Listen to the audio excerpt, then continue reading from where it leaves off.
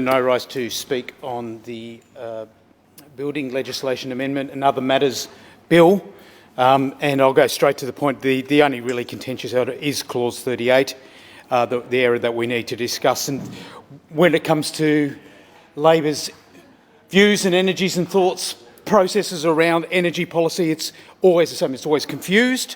It generally does the opposite of what it intends, and it always ends badly for Victorians. And I think, in particular, the contributions from opposite here have been, in a sense, in their insensitivity, appalling. Because we talked about zombies and we talk about being dinosaurs and whale hunters. We're talking about, at a minimum, 900,000 families in Victoria who rely on gas and have it as a key source of energy, and that the cost of that gas is going up directly because of the policies of this government. We're in a cost of living crisis, and all we can get is jokes about Irish Halloween and that they're zombies, that these people who rely on this gas are zombies somehow, that their needs in a cost of living crisis and their interests are the interests of zombies. It's ridiculous. It's callous and it's heartless, and it doesn't consider any of the elements of the cost of this to families. So if you're forcing people off gas, they're going to have to upgrade their central heating. They're going to have to upgrade their hot water. They're probably going to have to upgrade their cooking. Now, these things cost money. To upgrade a four-bedroom home, family home that we're all suddenly interested in, you're going to have 3 or 4 split systems. You're going to have to upgrade your switchboard. It's $27,000 on an average home. $27,000 worth of dollars. Where are you going to get that money from in this day and age when you're trying to feed a family, trying to put kids through schools? Oh no, but we're the dinosaurs because we're actually considering all the elements that might be involved in an energy transition. We will get to a carbon-free energy grid, we will, but you've got to consider sensibly the steps you go through to do it, so you at least do the least harm in doing so. Do the least harm to families, do the least harm to businesses who actually fund the state through their taxes, and we're currently just driving them out of the state. Now this government is very, very, very good at tearing things down. It's very good at digging holes in the ground, we know that, but it is very, very poor at delivering anything. Look at the SRL, very good at signing us up to future debt that's going to bankrupt the state. Very, very poor in explaining what it's going to cost. Very, very good in saying we're going to build a tunnel in the North East Link, and then finding that it's not 7 billion, it's 15 billion, but it's not 15 billion, it's 26 billion. And not one big build project has actually been delivered. We've been signed up to all of them, and now we're being signed up to something else. You're signing the state, you're signing the families of this state up to costs they cannot afford. They cannot afford.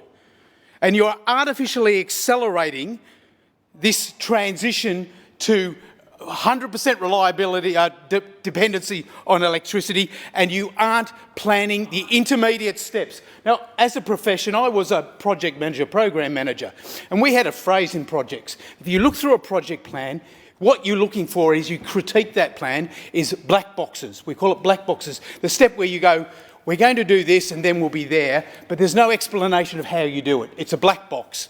This policy, this part of the bill is exactly that. Oh, we're going to transition off gas. We're going to get everybody off gas, but we're not going to explain how we're going to do it. We're just going to do it. We will be there.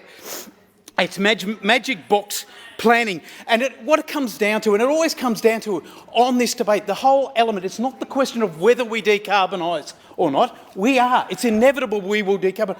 It's infrastructure, infrastructure, infrastructure.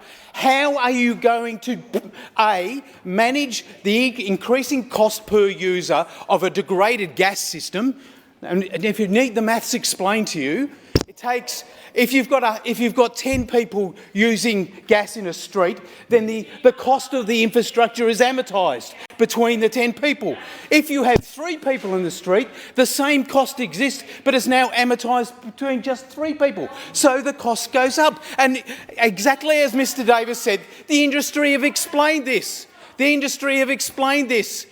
It's not a mystery, it's infrastructure.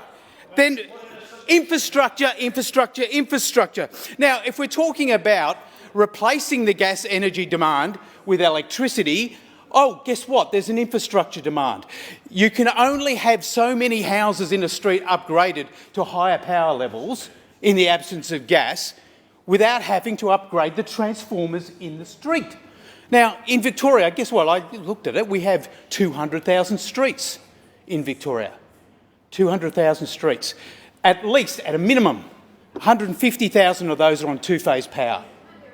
That means we have to replace 150,000 street-level transformers before this policy can take effect. Now, each of these transformers costs somewhere in the vicinity of $50,000 to $70,000. 150,000 times 50,000 plus labour, plus CFMU or any other union taxes we have to, and that has to be rolled out. If you look at any of the energy suppliers' annual reports or their strategic plans, they talk about how they plan their infrastructure. And we're talking massive capital investment, massive capital planning, massive regulation.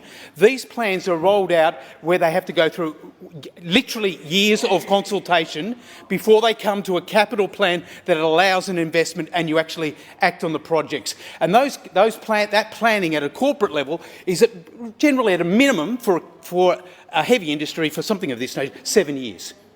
Right? So we're not even at the start of the process of 7 years of planning to actually roll out 150,000 transformers in the state. Infrastructure, infrastructure. You can talk about whaling and you can talk about Halloween. I can talk about the families in Victoria who are going to be adversely affected by your inability to execute any plan you ever do. All you ever do is make announcements and draw more power unto yourself because the reason you need more power is because, like any dictator, if you can't get people to come along with you, you'll force them to come along with you. And that's what this clause does. And that's why we'll be amending it. Because even your own Premier acknowledged,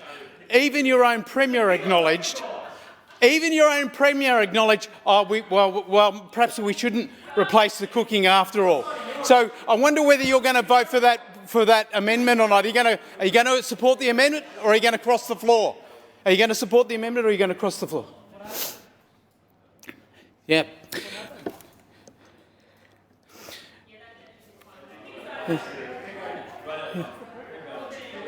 Keep going. Thank you. Thank you. Thank you. As the industry itself says, this is the Australian Pipelines and Gas Association Chief Executive Steve Davies.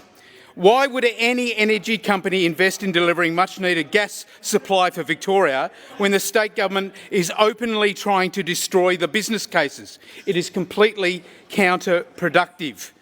And the bill creates an economically unviable situation, and that's what we will be. We'll have a state where we are still utterly dependent on gas for the next 6 to 8 years at least, but you have very carefully and strategically made it economically unviable in the process. And that's simply bad management, bad government. And I think the Victorian people are just looking to heavens and basically quietly praying, how quickly can the next 2 years go so that we can restore a sensible energy policy that delivers the transition to a carbon-free grid but doesn't destroy Victoria in the process. And I'll conclude there. Thank you.